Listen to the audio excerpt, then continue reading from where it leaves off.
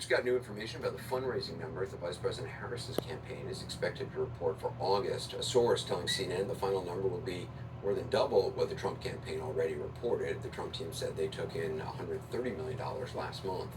That information comes the same day that the former president delivered a speech before the Economic Club of New York, which was billed as his vision for the economy. Keeping him honest, much of what he said involved either nostalgia for his first term in office or mirrored comments we've heard in his previous campaigns, including to cut taxes as well as regulations, without a lot of specifics. He also leaned heavily on the idea that tariffs can pay for trillion-dollar tax cuts, despite the fact that idea has alarmed many mainstream economists. No details on how he plans to get gasoline, quote, below $2 a gallon. But the most interesting comment he made today may have been his response to a very clear and concise question on how to help Americans afford the expense of childcare. It's kind of an absolute word salad. Here's just part of his answer. Can you commit to prioritizing legislation to make childcare affordable? And if so, what specific piece of legislation will you advance? Well, I would do that, and we're sitting down. I was somebody, we had Senator Marco Rubio, and my daughter Ivanka was so impactful on that issue. It's a very important issue. But I think when you talk about the kind of numbers that I'm talking about, that because the child care is child care, there's something, you have to have it. In this country, you have to have it.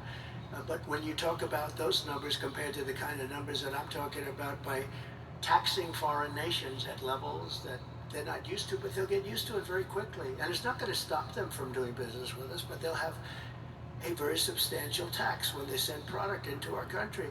Those numbers are so much bigger than any numbers that we're talking about, including childcare, that it's going to take care of. We're going to have, I look forward to having no deficits within a fairly short period of time.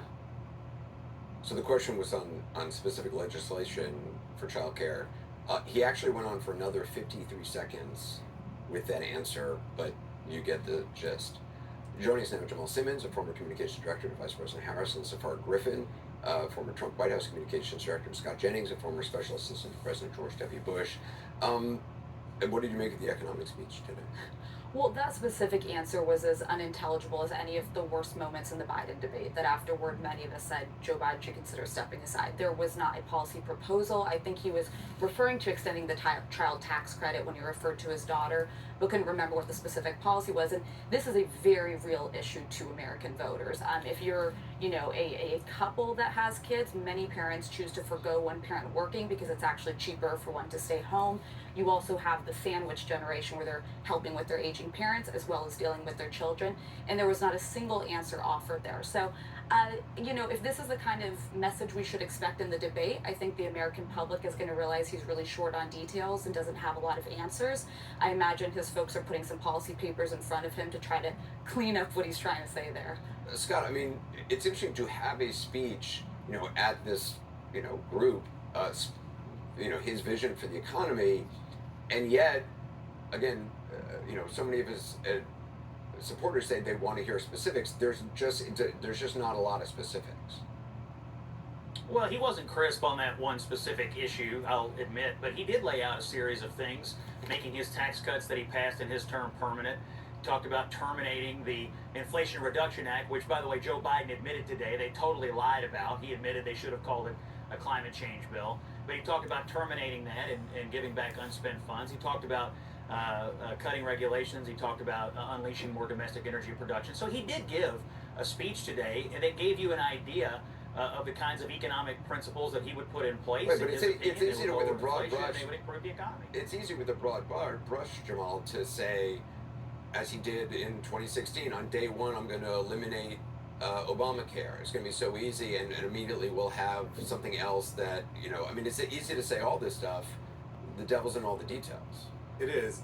It's funny to me because they clearly have been trying to lay on the vice president this mantle that she's not serious. That she's certainly had some word salad answers in. Of course.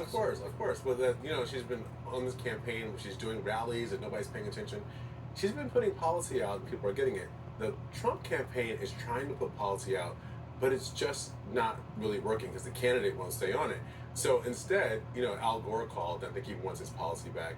he's put out this efficiency thing with Elon Musk at the head of the Efficiency Council, which sounds a lot like Al Gore's reinventing government proposal back in 1993 that cut $100 billion out of government spending. I think Trump is recycling things because they just don't have anything new, and they're just reacting to what the Harris campaign is doing.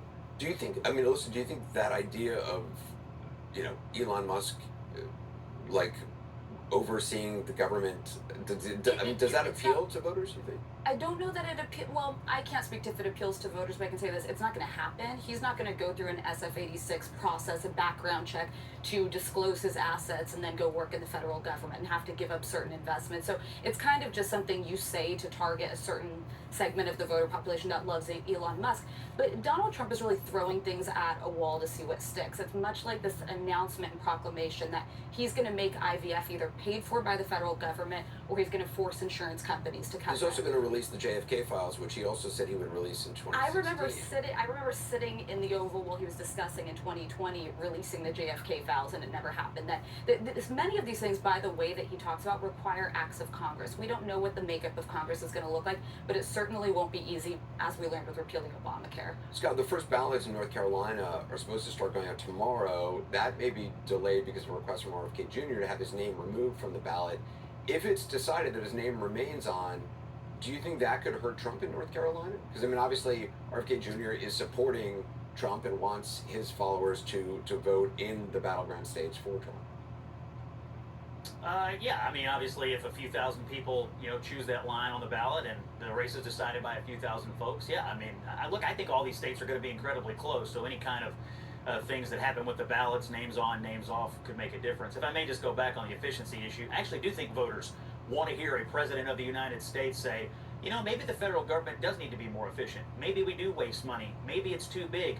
Maybe we need to take a look top to bottom to see if we've been stacking bureaucracy on top of bureaucracy for so long that we have no idea what's working. So I think as a matter of what will voters say to this, and I don't know if Elon Musk is going to run it or the right person to run it or whatever, but they do believe that outsiders, business people, folks from the private sector might have something to say about how government could run more efficiently. It's one of the allures of Trump in the first place. Trump, the businessman, it's why they think he would be good at managing the economy. So I do think there's some appeal to it politically. But we've all been around long enough to know that every person running for president has talked about, waste and inefficiency, and that's how they're going to, reduce the deficit. That's always been the throw line in debates of like, well, I'm gonna be relentless on, it also, the Elon Musk reference goes back to 2016 when Trump was talking about Carl Icahn, that Carl Icahn's going to be in the government, and it's going to be all these business leaders that he reaches out to. That didn't really pan out. I mean, I'll just tell you, Al Gore spent 5 years, from 1993 to 1998, a 2,000-page report that collapsed and combined 800 agencies, saved $100 billion. I was in the 2000 campaign for Al Gore. It didn't work out very well, right? It wasn't that good. American public just doesn't really care that much about that when they have real concerns for their own personal lives they want the president to address. Jamal Simmons and Sora Griffin, thank you. Scott Jennings, always up next.